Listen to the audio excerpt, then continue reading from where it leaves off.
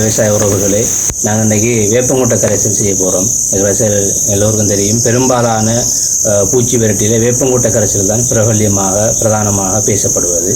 எனவே இதை உறிஞ்சி சாறு உறிஞ்சி குத்துகின்ற புழுக்களுக்கு, பூச்சிகளுக்கு, வண்டுகளுக்கு பிரதானமாக பாதிக்கப்படுகின்ற கரைசல் வேப்பங்கொட்டை கரைசல். அந்த அடிப்படையில் எங்களுடைய இயற்கை முன்னோடி விவசாயி அக்கரைப்பற்று சைனராஜன் ஐயா அவர்களுடைய வழிகாட்டலில் அவர்கள் கற்றுக்கொண்ட அந்த அடிப்படையில் வேப்பங்கொட்டை கரைசலை நாங்கள் செய்ய இருக்கிறோம். 3.5 கிலோ வேப்பங்கொட்டையை இடித்து எடுத்திருக்கிறோம்.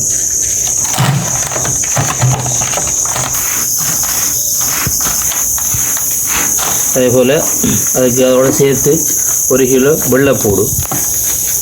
வெள்ளைப்பூடை நாங்கள் பிடிச்சு எடுத்திருக்கிறோம்.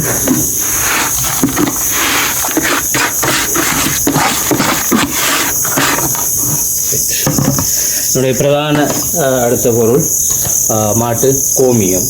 நாங்கள் இதுக்கு 5 லிட்டர் கோமியம் ஊற்றி ரெடி பண்ண போகிறோம்.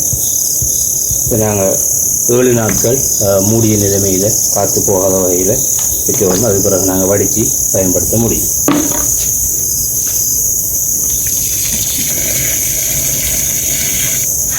இயற்கை விவசாயத்தை பொறுத்த வரைக்கும் மாட்டினுடைய கோமியம், மாட்டு சாணம், அதனுடைய பால், தயிர், நெய் என அனைத்து பொருட்களுமே இயற்கை விவசாயத்தில் பிரதான மூலப்பொருட்களாக, இடுபொருட்களாக பயன்படுத்தப்படுகிறது.